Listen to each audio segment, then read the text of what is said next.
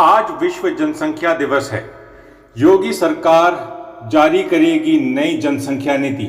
आबादी नियंत्रण बिल पर मांगे गए हैं सुझाव। नवजात मृत्यु दर, मातृ मृत्यु दर को और कम करने की होगी कोशिश। किशोरों और बुजुर्गों की सही देखभाल और पोषण के भी होंगे प्रबंध।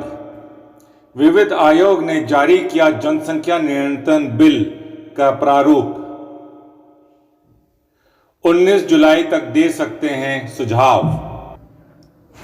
आबादी में आबाद बढ़ोतरी से उपजी समस्याओं के बीच योगी सरकार ने जनसंख्या स्थिरीकरण की दिशा में कोशिशें तेज कर दी हैं।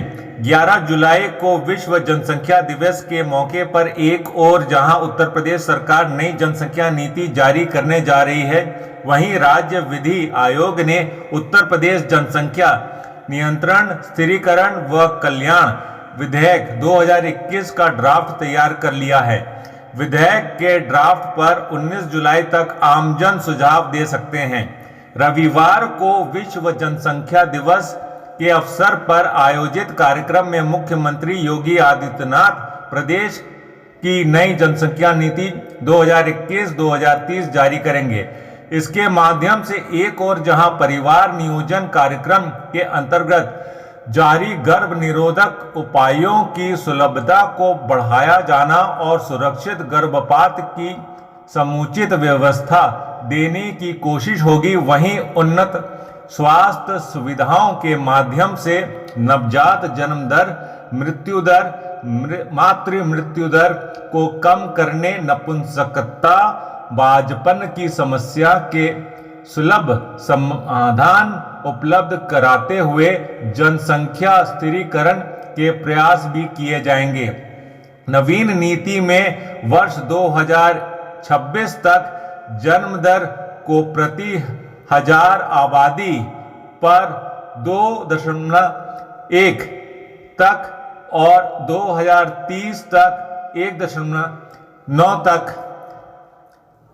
लाने की लक्ष्य रखा गया है। इसमें एक अहम बिंदु 11 से 19 वर्ष के किशोरों के पोषण, शिक्षा और स्वास्थ्य के बेहतर प्रबंधन के अलावा बुजुर्गों की देखभाल के लिए व्यापक व्यवस्था करना भी है।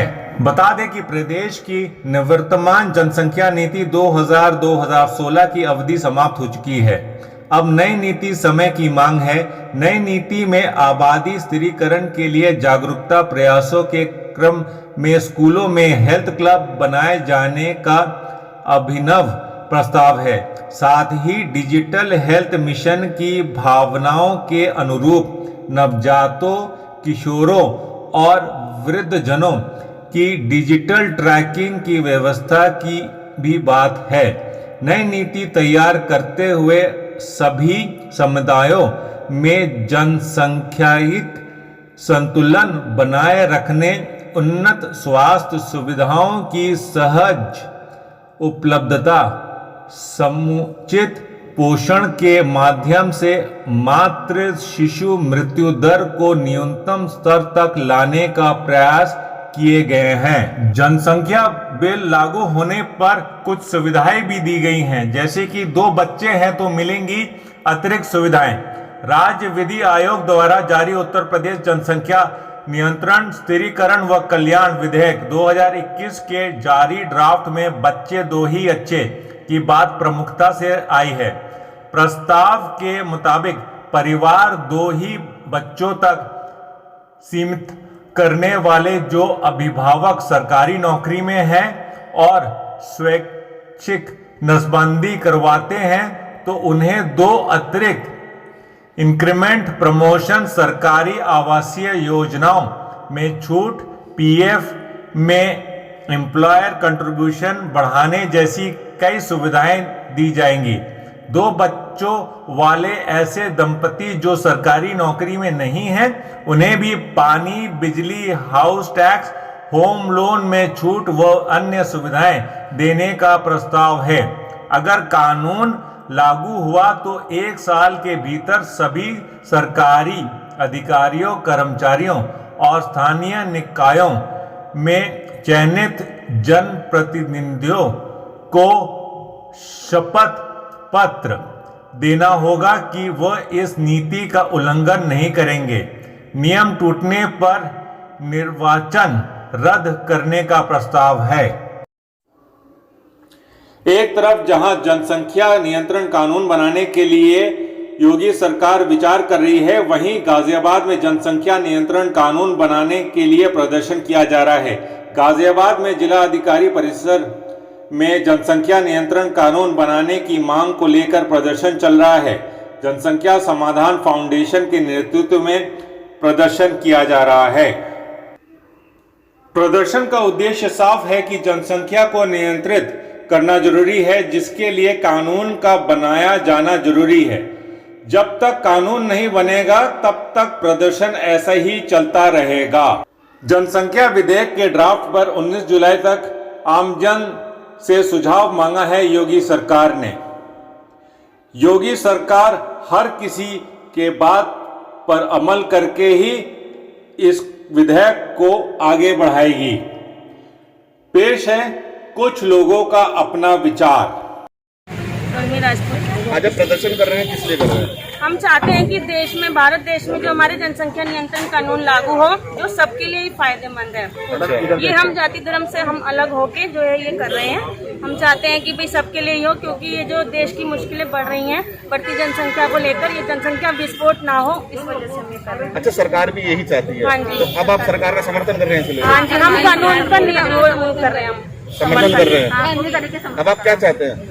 हम चाहते हैं कि जो राष्ट्रीय जनसंख्या समाधान कानून की महिला विंग की राष्ट्रीय टीम के सदस्य। आज आप कलेक्ट्रेट पे प्रदर्शन कर रहे हैं, किस लिए कर रहे हैं? हम इसलिए कर रहे हैं प्रदर्शन, हम योगी जी जो हमारा कानून लाना चाहते हैं जनसंख्या नियंत्रण का, हम उसका सपोर्ट कर रहे हैं। हम सोचते हैं कुछ नियम और कानून के साथ, मतलब कि कुछ हमारी जो शर्तें उसके साथ उस कानून को लागू करें, और जब तक मतलब कि सारे पूरे उसके साथ अब हमारे उसकी शर्तों के साथ नहीं होगा तब तक हम इस तरह से प्रदर्शन करते रहेंगे और योगी से कहेंगे कि जल्दी लाए और पूरे भारतवर्ष में हर राज्य में ये कानून लाए।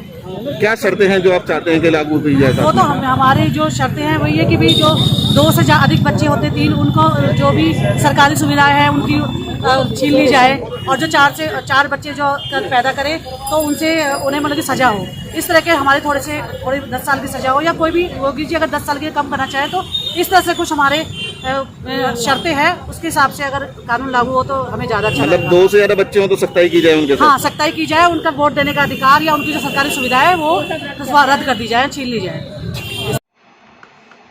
देखिए, ये सरकार की प्राथमिकता होनी चाहिए कि जिस वक्त पूरा देश और पूरी दुनिया कोरोना जैसी महलिक बीमारी से लड़ रही है, हर शख्स अपनी जान की फिक्र में है। ऐसे वक्त में इस तरीके के कानून को लाना और एक नया विवाद पैदा करना और सिर्फ फिर से वही पुरानी पॉलिटिक्स को मद्देनज़र रखते हुए राजनीति करना, मैं समझता हूं कि ऐसे हालात में मुनासिब नहीं है। आपकी जो प्राथमिकता हैं, स्वास्थ्य से रिलेटेड जो मामलात हैं, जो एजुकेशन से रिलेटेड मामलात हैं, अगर सरकारें उन पर गौर करें और उनको हल करने की कोशिश करें तो मैं समझता हूं कि ये हिंदुस्तान की आवाम के लिए भी और सूबे की आवाम के लिए भी बेहतर होगा। लेकिन जिस तरीके से बार बार कभी जनसंख्या नियंत्रण कानून, कभी लव जिहाद पर कानून और कभी दूसरे कानून की बात की जा रही है, ये सिर्फ और सिर्फ पोलराइजेशन की राजनीति के तहत किया जा रहा है। और मैं समझता हूं कि इससे हिंदुस्तान के मुस्तकबिल के लिए भी और हिंदुस्तान की आवाम के लिए भी कोई ज़्यादा बेहतर फ़ायदा होने वाला नहीं है। उत्तर प्रदेश में अब एक नई जनसंख्या नीति की आवश्यकता है, क्योंकि पुरानी जनसंख्या नीति समाप्त हो चुकी है। और उत्तर प्रदेश में मातृ मृत्यु दर हो या शिशु मृत्यु दर हो, इसको कम करने के लिए नई जनसंख्या नीति में ठोस और प्रभावी उपाय किए जाएं। उत्तर प्रदेश सरकार इसके लिए प्रस्ताव कर रही है। और जो अलग अलग समुदायों में जनसंख्या का असंतुलन है, जनसंख्या की अलग तरह से बढ़ोतरी है, उसको भी कैसे नियंत्रित किए जाए, इस तरह के प्रस्ताव नई जनसंख्या नीति में आएंगे। नई जनसंख्या नीति उत्तर प्रदेश की जनसंख्या को एक सही दिशा में लेकर के जाए। उत्तर प्रदेश की एक नई जनसंख्या नीति आने वाली है और नई जनसंख्या नीति के दूरगामी परिणाम आने वाले समय में दिखाई पड़ेंगे। बढ़ती जनसंख्या को लेकर सरकार जो भी नीतियां बना रही है उसे संवेदनशीलता के साथ बनाना होगा, ताकि आर्थिक रूप से पिछड़े और कमजोर लोगों पर इसका कोई दुष्प्रभाव ना पड़े। साथ ही मैं ये भी कहना चाहूंगी कि यदि निकाय चुनाव पर सरकार प्रतिबंध लगा सकती है तो आगामी विधानसभा चुनाव पर क्यों नहीं।